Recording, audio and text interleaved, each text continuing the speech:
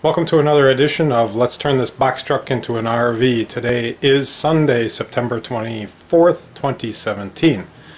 And the Packers and Bengals are tied, but there's plenty of time left, but that's for another story. I got a fluorescent light that's flickering here. I'm going to replace it with a couple of newer shop lights, but that too is another story. So today's project is I'm working on this ridiculously complicated sink base cabinet. This thing is stupid complex, and I got it all pretty well put together at this point, and I'm going to show you a few details of it today.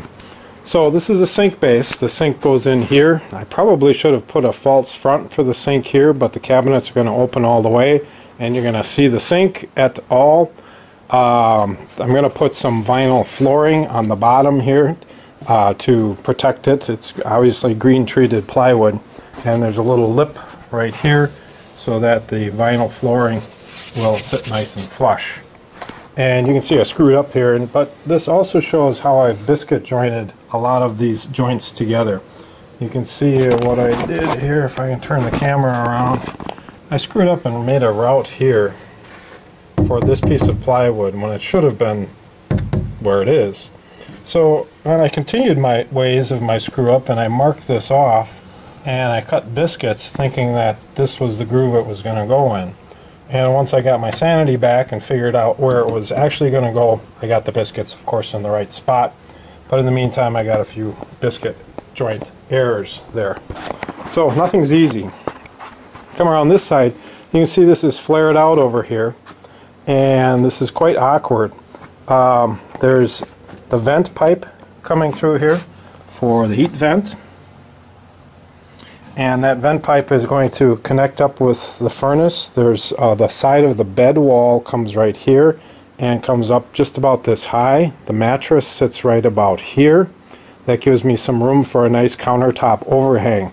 So the whole idea here is so that I can do a nice big radius on the countertop and not hang over the mattress so far that I can't pick the mattress up and get underneath it, because as you remember there's a heater down here, a furnace and water and so on and so forth. So this is pretty carefully thought out. There's been a whole lot of thinking that's gone into this thing. There's support over here, and then right here is the wheel well. So underneath this green treat is a pocket for the wheel well. You can see the wheel well is going to come up right in here. And you can see my vent pipe underneath there. Actually, I've got a little spacer here that might interfere with the wheel well. I'm going to have to trim that back a little bit. So that's where the wheel well's going. Alright, let's continue back around. Another thing I kind of screwed up is this brace piece. It's going to work just fine. You can see I actually put a few screws in the end. It's glued, of course. But I probably should have put it like this so I could screw this cabinet back to the wall, rather than lay it flat like this. But, you know, live and learn. I'm not a professional cabinet maker by any means. I kind of make these things up as I go. But I tend to make things that are good, solid, and strong, and that work. These gussets up front make a big difference in squaring things up and strengthening things up. Okay, over here we got two drawers.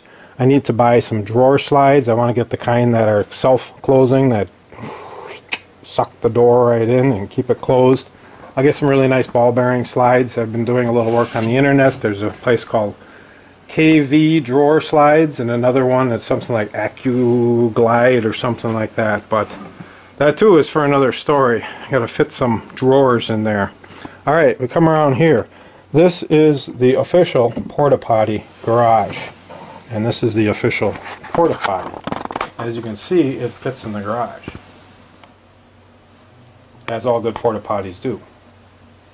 And so we're going to put a door on this, and if for some reason we don't want the porta potty, it might end up being a cat litter box or just general storage. It could be trash. I don't really have a good spot for a waste basket yet. You know, you got to think these things through. What's going to go where?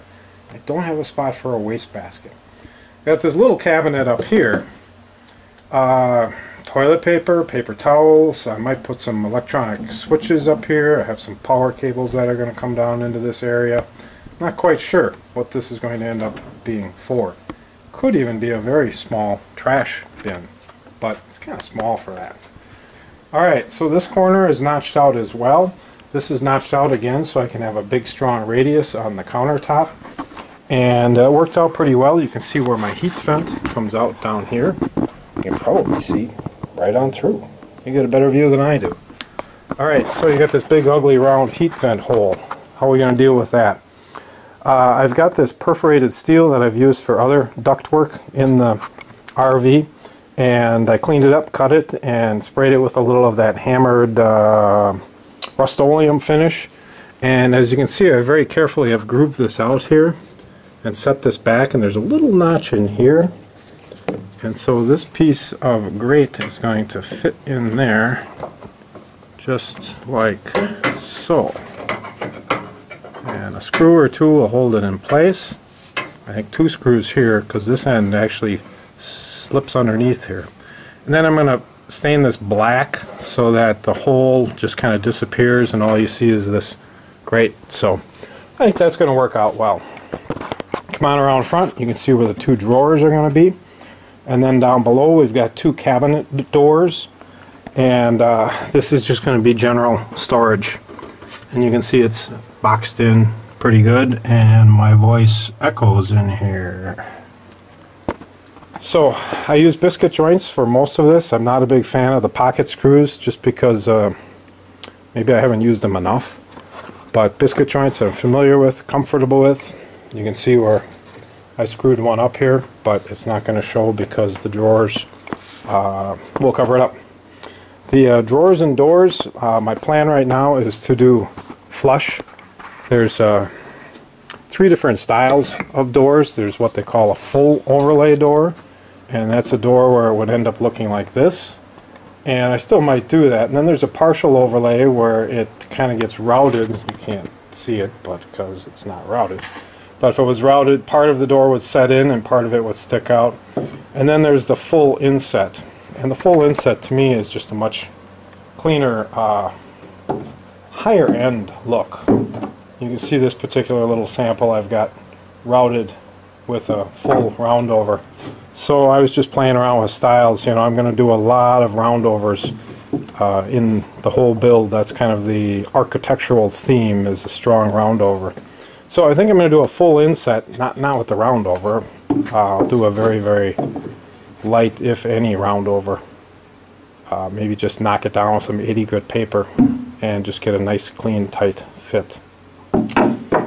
So, I think I'll do panel doors, kind of traditional doors. I haven't decided yet. A lot of these things I don't decide until I actually start cutting the wood. Over here, this you may have seen this before. This is a mock-up of the countertop. This was out in the RV for a while, and this is where I got the idea of these big, broad corners like this on the countertop. And I don't know, it just feels right. It gives it kind of this 1950s Airstream look. And it's just a soft corner, and by the bed, if it comes into the bed from both sides, it'll just kind of round and let you fall into the bed without worrying about hitting any sharp corners. I think it'll just be a very soft look. And here, I'll show you what I mean. I'll put this up here temporarily. And so I can do about a 2-inch overhang on here now. About a 2-inch overhang. And you can see I got this nice, big, round, swooping corner. And I just like the look and feel of it. And now this corner, this was a little experimentation. That's not going to happen. But if you flip this over, you get the same idea. What we're going to be doing over here, about a 2-inch overhang, and this can then hang quite a bit over. And I think I'll put a little piece of the same type of maple. Let me get a scrap here just to give you an idea. Be something to cover up this little spot down below. So this too will be a little, I'll call it countertop area, a little shelf right next to the mattress where you could drop your cell phone or wallet or your underwear or whatever happens to fall there. Okay, on that note, I think we're going to wrap it up, except, nope, got one more thing to show you. This is the base for the refrigerator, and very similar construction. I've got an overhang here for a wide radius countertop. And this, where I've got it marked off, this is the wheel well, so I've got to span the wheel well right here. This is the bottom, obviously. None of this is attached. This is all just sitting here right now. I do have these grooved in, so they kind of stay put without any effort. And obviously the face frame on the bottom. So the refrigerator is going to fit right in there. And then on the left side, that's where the mattress goes. It's going to be the same kind of thing to throw your cell phone and underwear. And on the other side, we'll have that shelf again. Now that's going to be next to the living room chair, so it might be a good spot to put your beer.